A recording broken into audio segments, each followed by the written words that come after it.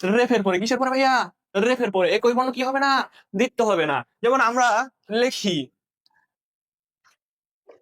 আমরা লিখি ধৈর্য, আমরা লিখি কার্যালয়, আমরা লিখি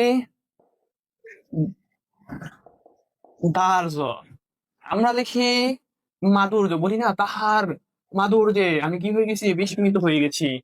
আমরা লিখি সৌন্দর্য, তাহার সৌন্দর্যে কি আমি দেওয়ানা হয়ে গেছি।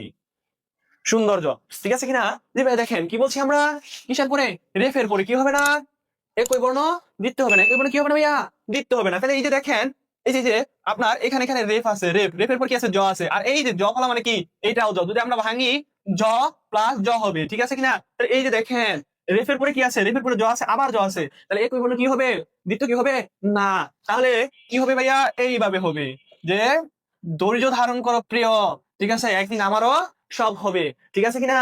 তাহলে এই যে দেখেন, ধৈর্য, ধৈর্য বানানটা একই, একই বর্ণ কি হবে না? দিতে হবে না, একই বর্ণ কি হবে না ভাইয়া? দিতে হবে না। পরে দেখেন কার্যালয়, এই যে দেখেন কার্যালয়, এই যে রেফ আছে, কি আছে ভাইয়া? রেফ আছে, রেফের পরে এই যে জ, আবার জ, ঠিক আছে কিনা? একই বর্ণ দিতে হবে না। তার মানে এই যে দেখেন, যেমন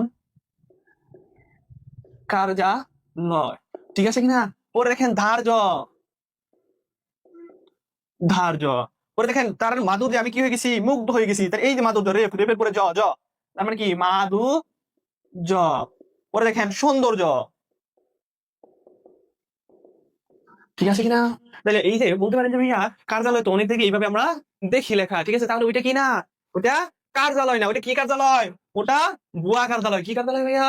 বুয়া কার্যালয়। অবশ্যই রেফের পরে কি হবে না? বর্ণ দিতে হবে না। তাহলে যদি আমরা আমরা দেখেন যে আমরা লিখি না গর্জন, কি ভাইয়া?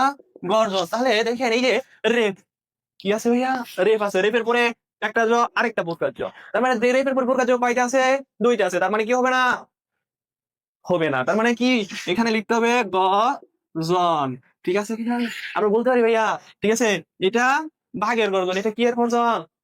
হরিণের গর্জন, ঠিক আছে কিনা? না, যদি বাঘের গর্জন লিখতে চান তাহলে লিখতে হবে বাঘের গর্জন, আর যদি হরিণের গর্জন লিখতে চান তাহলে হরিণের গর্জন। কিন্তু গর্জনকে বৃদ্ধি করতে যায়, ঠিক আছে, বানানকে ভুল করা যাবে না।